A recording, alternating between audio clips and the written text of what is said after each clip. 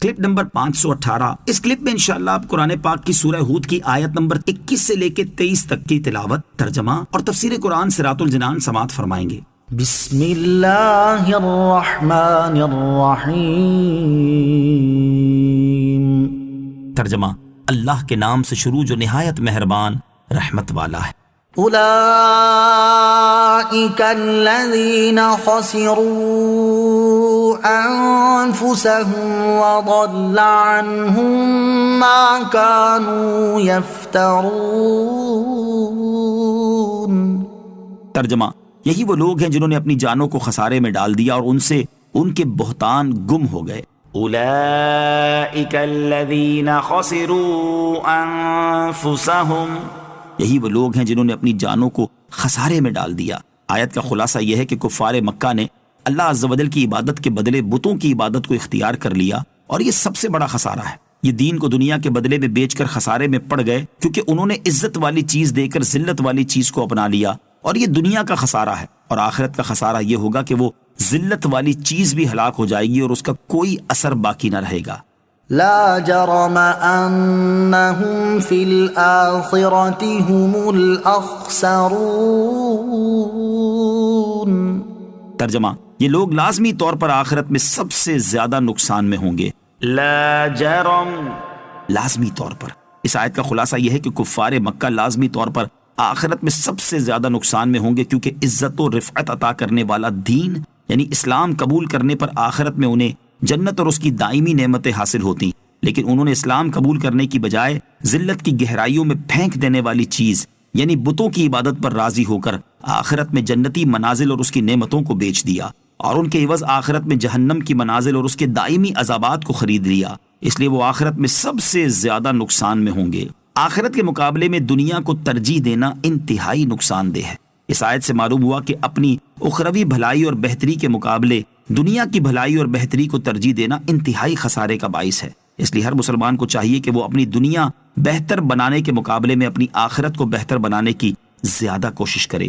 حضرت ابو ہریرہ رضی اللہ تعالیٰ عنہ سے روایت ہے، نبی کریم علیہ الصلوۃ والسلام نے ارشاد فرمایا، ان فتنوں کے واقع ہونے سے پہلے نیک اعمال کر لو جو اندھیری رات کی طرح چھا جائیں گے۔ ایک شخص صبح مومن ہوگا اور شام کو کافر، یا شام کو مومن ہوگا اور صبح کافر، اور وہ معمولی سی دنیاوی منفعت کے بدلے میں اپنا دین بیچ ڈالے گا۔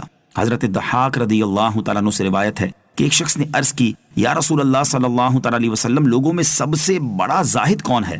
ارشاد فرمایا، وہ شخص سب سے بڑا زاہد ہے جو اپنی قبر کو اور اپنے فنا ہونے کو نہ بھولے، دنیا کی زیب و زینت کو چھوڑ دے، باقی رہنے والی کو فنا ہو جانے والی پر ترجیح دے، اپنے آنے والے دن کو شمار نہ کرے اور خود کو مردوں میں شمار کرے۔ اللہ تعالیٰ ہمیں دنیا پر آخرت کو ترجیح دینے اور آخرت کی بھلائی اور بہتری کے لیے بھرپور کوشش کرنے کی توفیق عطا فرمائے، آمین۔ ان الذين آمنوا وعملوا الصالحات واخبتوا الى ربهم اولئك اصحاب الجنة هم فيها خالدون۔ ترجمہ، بے شک جو ایمان لائے اور انہوں نے اچھے عمل کیے اور انہوں نے اپنے رب کی طرف رجوع کیا تو یہی لوگ جنتی ہیں، وہ اس میں ہمیشہ رہیں گے۔ ان الذین آمنوا، بے شک جو ایمان لائے۔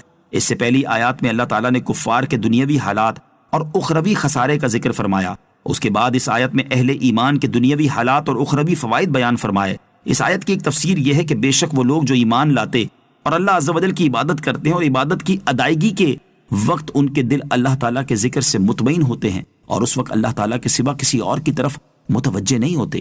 وَأَخْبَتُوا إِلَىٰ رَبِّهِمْ کا ایک معنی یہ بھی ہے کہ اللہ تعالیٰ نے ثواب و عذاب کا جو وعدہ فرمایا ہے اس کی سچائی پر ان کے دل مطمئن ہیں۔ دوسری تفسیر یہ ہے کہ بے شک وہ لوگ جو ایمان لائے اور اچھے عمل کیے اور اس بات سے ڈرتے رہے کہ کہیں ان کے اعمال میں کوئی نقص یا کمی نہ رہ گئی ہو، جن لوگوں میں یہ تین اوصاف ہوں تو وہ جنتی ہیں اور وہ ہمیشہ جنت میں رہیں گے۔ اپنے اعمال کی فکر کرنے کی ترغیب۔ ہمارے اسلاف کا یہی حال تھا کہ وہ ایمان لانے اور نیک اعمال کرنے کے باوجود ان میں نقص یا کمی رہ جانے سے ڈرتے تھے، بلکہ وہ عظیم المرتبت صحابی جن کے عدل و انصاف اور بہترین حکمرانی پر تاریخ اسلام کو ناز ہے اور جنہیں دنیا میں ہی مالک جنت، قاسم نعمت صلی اللہ تعالیٰ علیہ وسلم کی زبان اقدس سے جنت کی بشارت مل گئی، یعنی سیدنا عمر فاروق رضی اللہ تعالیٰ عنہ وہ بھی اس معاملے میں خوف زدہ رہتے تھے۔ چنانچہ بخاری شریف میں ہے کہ جب حضرت عمر فاروق رضی اللہ تعالیٰ عنہ پر قاتلانہ حملہ ہوا اور شہادت کا وقت قریب آیا تو ایک انصاری نوجوان حضرت عمر فاروق رضی اللہ تعالیٰ عنہ کی بارگاہ میں حاضر ہو کر عرض گزار ہوئے، اے امیر المومنین رضی اللہ تعالیٰ عنہ، آپ کو اللہ تعالیٰ کی طرف سے بشارت ہو کہ اسلام میں آپ کا جو مقام ہے وہ آپ جانتے ہیں۔ پھر جب آپ خلیفہ بنائے گئے تو آپ رضی اللہ تعالیٰ عنہ نے عدل و انصاف کیا اور اس کے بعد شہادت پائی۔ حضرت عمر فاروق رضی اللہ تعالیٰ عنہ نے ارشاد فرمایا، اے بھتیجے، کاش مجھے برابری پر چھوڑ دیا جائے کہ نہ عذاب ہو نہ ثواب۔ اللہ تعالیٰ ہمیں بھی اپنے اعمال کی فکر کرنے کی توفیق عطا فرمائے، آمین۔